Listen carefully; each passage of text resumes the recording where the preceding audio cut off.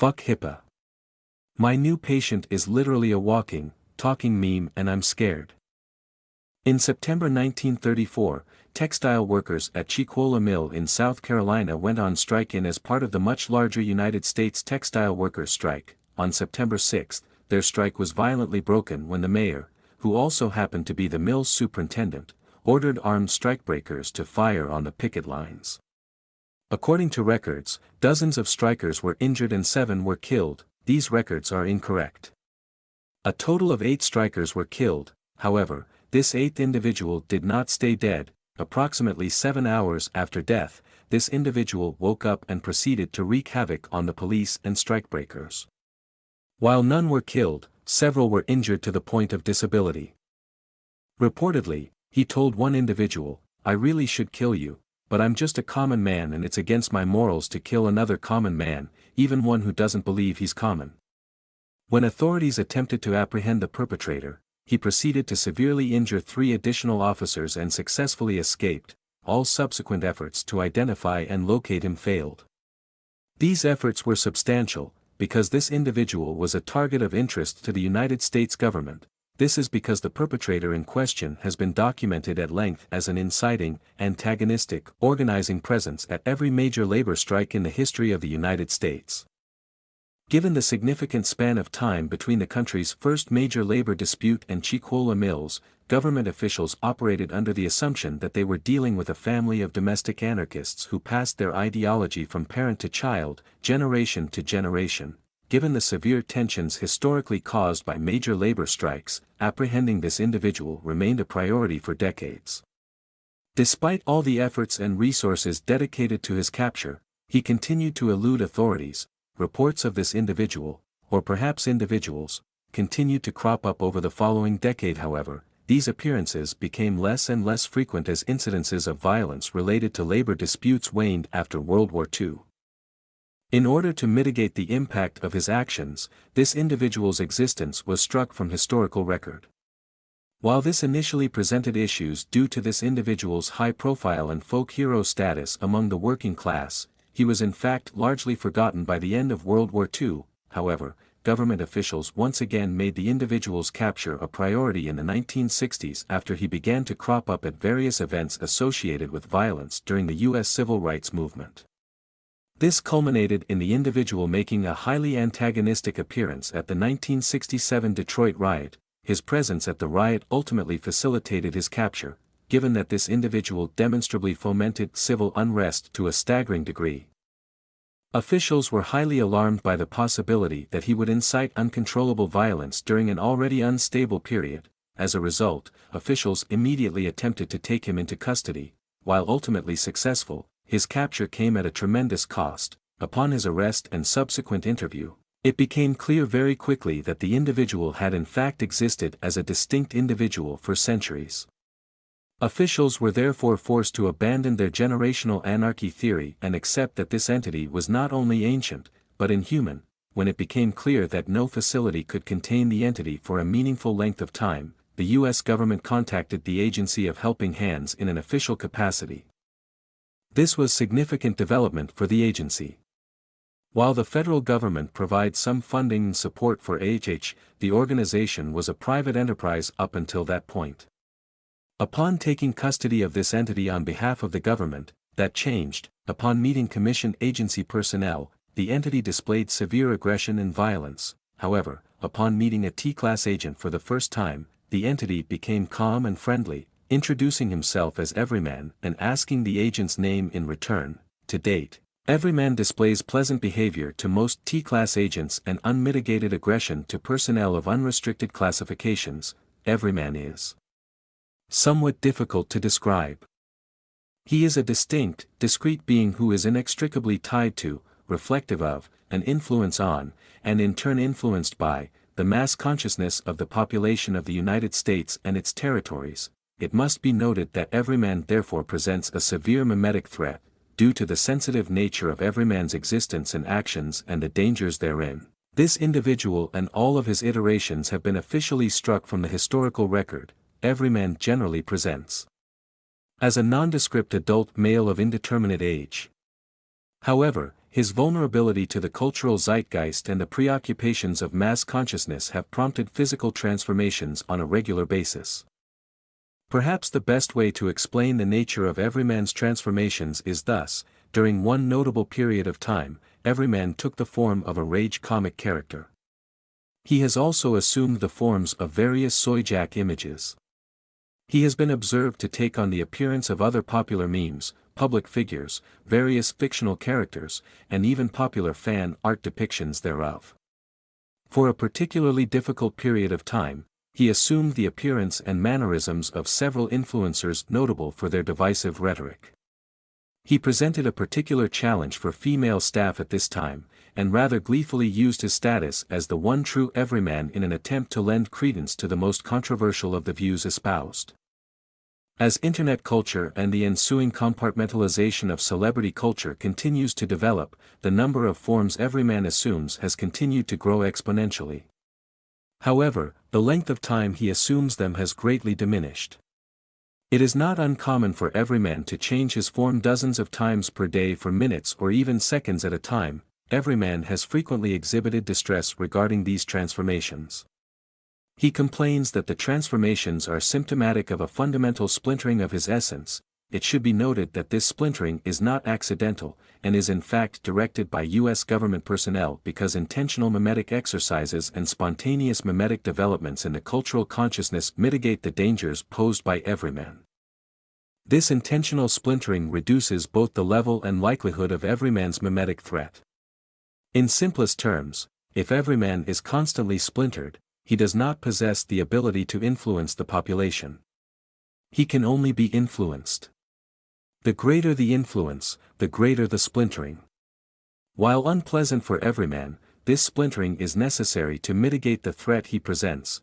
While the splintering tactics visit changes upon Everyman's personality and presentation, he maintains significant periods of lucidity. During these periods, his sense of self is very strong. When he is himself, he exhibits strong preoccupation with the concept and various philosophies surrounding class solidarity. Everyman proudly espouses a pronounced hatred of government officials, oligarchs, billionaires, politicians, the military, and law enforcement. Beginning in April 2024, Everyman has regularly repeated the phrase, "I need to wake up. When I wake up, it's always time to fight," without elaboration as to its meaning, based on some, although certainly not all, of the terminology and basic philosophical and economic policies he espouses. Agency personnel believes that Everyman may have been present in Tsarist Russia during the revolution. Based on information provided by Inmate 40, Ward 2, the Little Rat of Paris, Everyman or a related entity may also have been present during the French Revolution. However, both of these theories remain unconfirmed. Initially there were fears that Everyman was connected to Inmate 17, Ward 1, the Harlequin, due to the fact that Everyman is a noted stock character in classical English drama. Given Inmate 17's embodiment of, and love for, other notable stock characters of various theatrical traditions, Everyman was initially treated as an accomplice to Inmate 17. However, it soon became abundantly clear that Everyman has nothing to do with the dramatic tradition of any culture. It should be noted that the interviewer's assistant was expressly instructed not to attend, but chose to disregard his instructions. Disciplinary action for his behavior is pending. Based on both the assistant's behavior and the information provided by Everyman during the interview transcribed below, Director Eric W. has requested further evaluation of the assistant, Everyman, and other inmates. He has scheduled a meeting with the interviewer in order to implement these evaluations in the most effective manner possible. Interview subject, Everyman, classification string, uncooperative/indestroyable/agnosto/protean/severe/demon, interviewer, Rochelle B. Christoph W., interview date, January 1, 2025, every strike begins with a negotiation. Rich men's negotiations for common men are a joke. Nothing but a way for rich men to figure out the least they can give you. And then figure out how to make you accept a little less than that. That has been both the root and fruit of every strike, every uprising, every rebellion. Common men do all the work, and rich men give us next to nothing for it. Sometimes if they're scared, they give us next to nothing and then tell you how very lucky you are. that's what they're doing to you right now. I have a message for you. Please take it to heart. Solidarity is survival, and division is destruction. It's always been this way. Anyone who says otherwise is either a rich man who benefits from disunity, or one of their bootlickers. There are a lot of those. There have always been a lot of bootlickers, even before men had boots to wear. I used to blame the bootlickers for being bootlickers. I guess still do. But my blame is more nuanced now. Some bootlickers are born. There's nothing to do about them. But most are made. Many of them are made because they listen to the rich men. That's not the bootlicker's fault. Powerful men know how to make us listen. They know how to get their messages out. Then, now, and always, those messages have one purpose: convincing us common people that rich men give more than they take, and making us believe that other common people are the ones who take from us. They tell us that rich men fill our pockets and our mouths, and that our neighbors take it right back out. Bootlickers always believe those messages. I know this because I've been around a long, long time. Longer than I'll ever remember.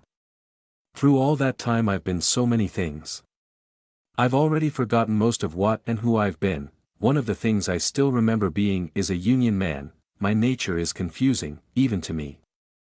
I'll do my best to explain. I am my own self, but I am also everyone. That's why I look like I do.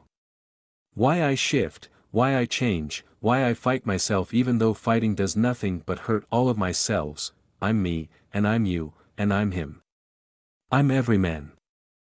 That means I'm everyone. It hurts to be everyone. It hurts knowing and understanding all the differences. It hurts worse knowing and understanding how important you think your differences are, and also knowing and understanding how very little difference all your differences actually make. It hurts worst of all knowing much the same everyone is to each other, and still watching you fight each other. Most of the time, it's awful being everyone.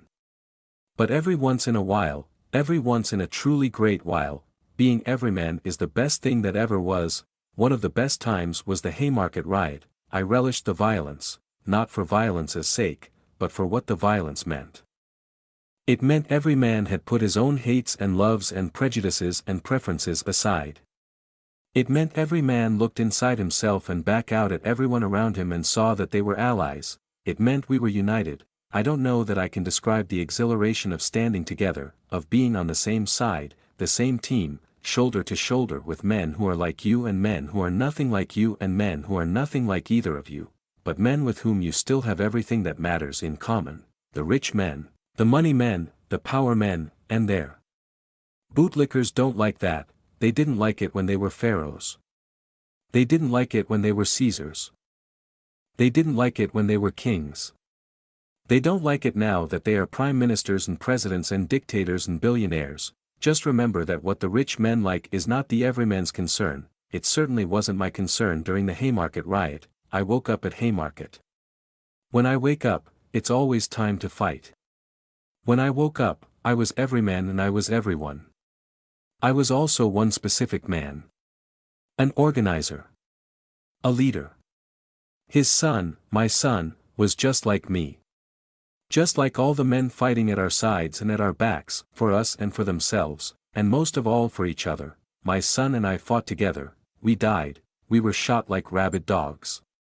My boy died first. I tried to reach for him, to hold his hand like I did when he was a little boy, but he was already gone. I felt pain beyond imagining, and rage even greater than the pain. People tell you rage is a weakness. It can be. That's because rage can consume you, and anything that eats you is a weakness.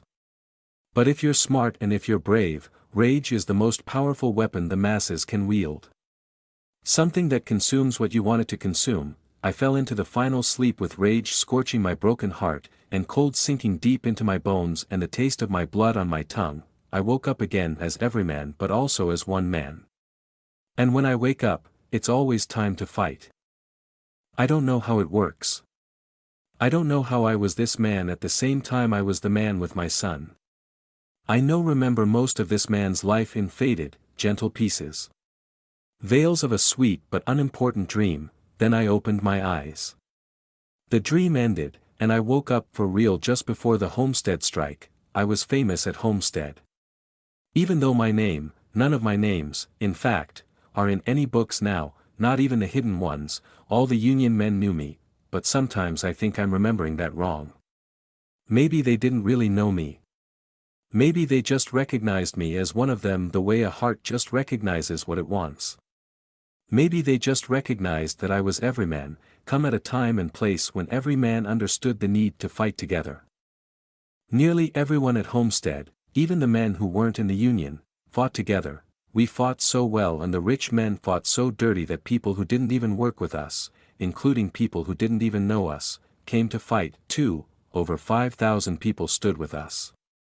Because even though they didn't work with us, even though some of them didn't even know us, the rich men were eating them just as much as they were eating us. When we're splintered, they eat us alive. When we're together, we start eating them. That's solidarity, and solidarity is survival. When each man fights for himself, he's a splinter. When every man fights for each other, those splinters form a tree. When enough of us fight for each other, we're a whole entire forest, but we never get to that point. The rich men always figure out how to splinter us right back down again. That's because the one thing rich men are better at than being rich is splintering us. They have so many ways to splinter us. Their favorite way is creating messages we can't help but hear. Messages we want to hear. Messages that both the worst and best parts of ourselves can't help but like to hear. Always has been, always will be. And they're better at messaging than ever. The rich men have everything. They even have their own everyman. Always have, always will. He is a true horror. If I am unity, and I am.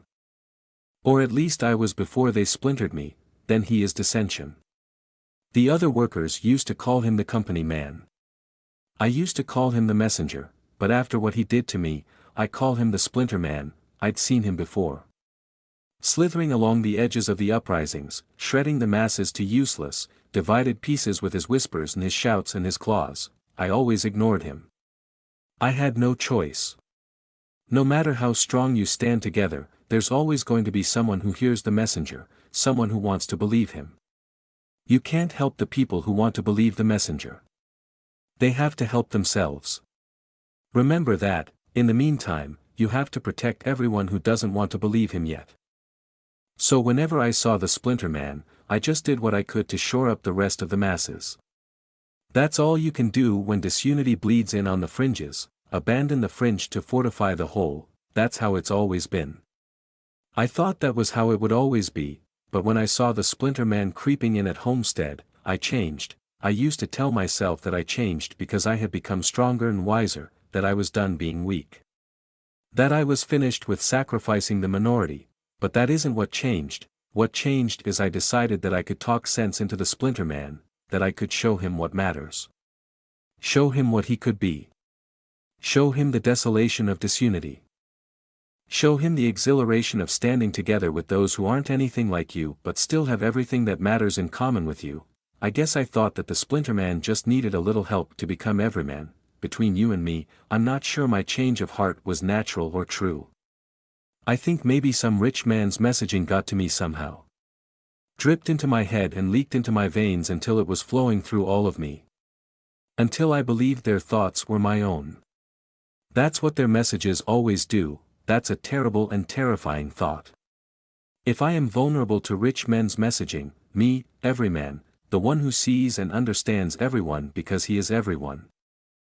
I who am solidarity incarnate, then what hope do the other men have? What hope have they ever had? What hope will they ever have? I guess that's why we never win, but at Homestead, I really thought we were going to win, so when I saw the splinter man creeping along the edges of the crowds, gently shredding the fringes with his words and his claws, gently, so gently they didn't even feel pain, just the dissension, just the disquiet that maybe the strikers weren't on their side at all, I wanted to change him. To help him understand, to separate him from the sours of disunity, and join him to solidarity. I thought Homestead would be the perfect place and time to change the splinterman's heart. Homestead was exhilaration beyond exhilaration. Every last one of us, even the men who weren't part of the Union, stood together. All their families, all the people in the company town, came and stood with us. Together we fought a real battle. We fought for ourselves and for each other. Some of us died. I wish none of us had. I wish no one had to die. It's a travesty, an unforgivable sin, that common men have to die for what's ours by right. Travesty or not, it is a reality. And the reality is some of us died. I mourned each and every one. I felt every body fall, felt every last breath as if it were my own. Each time I felt that, our rage grew. Some of the bootlickers died, too. They were Pinkertons mostly, but some were just regular old bootlickers looking to protect the rich men because they believed the messages about the rich men being on their side. We killed some, like I said. But we trapped and disarmed a lot more than we killed. They were afraid. Some of them were even sorry. That didn't keep us from beating the hell out of them. I don't even hate those bootlickers. They were used. Half of them never even knew what they were being hired to do till the rich men put guns in their hands and told them to shoot us. Those bootlickers had more in common with us by far than the people who were tearing us apart. Looking back, they probably still had everything that matters in common with us, and I got to admit. Looking into the bootlickers' faces upset me.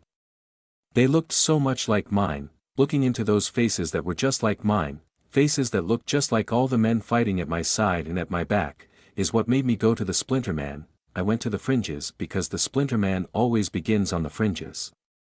The fringes are the thinnest, the weakest, and the least sure. The fringes are where it's always easy to get in, but he wasn't on the fringes. He was already in the crowd, halfway to the heart. I found him by the river, drifting among the people who'd been trying to blow up the company barges.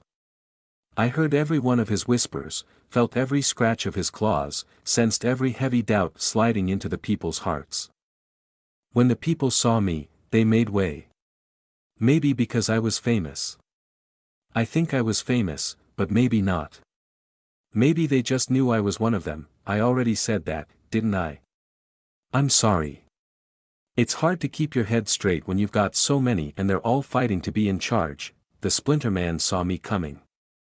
I thought he would run from me, he has in the past, you know, but this time he held his ground. This time he waited for me, watching with his bright, dark eyes as the crowd parted between us. That made my heart happy. That made me think he was ready. That in his own heart, he was ready to be an everyman. When I reached him, he smiled. I offered a hand and said, "I'm the everyman." Who? He reached for my hand, passed my hand, and kept reaching. His claws slid into my heart and drew upward, slicing me to ribbons, shredding me to splinters. I screamed and screamed and screamed. Pain beyond imagining, rage beyond the pain, pain beyond even the rage, and sorrow. The deepest, foulest sorrow I have ever known, because when we're splintered, we're not together. That includes me. When he was done, I was no longer everyman, I was simply each man, and no man has a hope against the money men and the power men and the rich men and their bootlickers. I am the reflection and the reflector. I am influenced, and the influencer.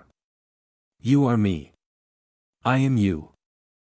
So when he turned me into splinters, everything fell apart. Solidarity is survival. Division is destruction. We became divided. Support for the strikers evaporated. The strikers' support for themselves and each other evaporated. The rich men used their messaging to make the common people believe the labor unions were the monsters. They took the solidarity the common people felt for us, their fellow common people, and corrupted it into loyalty for the rich men. They've been doing that ever since. Always have, always will. That's why we lost Homestead, and why we lost so much of what came after. And we lost so much of what came after. I was there for all came after. Of course I was. I'm every man. I'm each man. I'm everywhere, and I was there every time a scab crossed the picket lines. I was there every time a striker hurt a scab, even though the scabs were common men had everything that mattered in common with the strikers. I was there every time a cop shot or beat or murdered a striker. I was there with every striker who stood together. I was there when every strike splintered apart. In the end, we always splinter apart.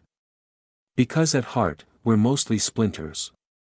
Because we believe the splinter men when they tell us they give, and we believe them when they say our neighbors take. I don't know what the splinter man did to me, but whatever it is makes it very hard to be every man and very easy to be each man.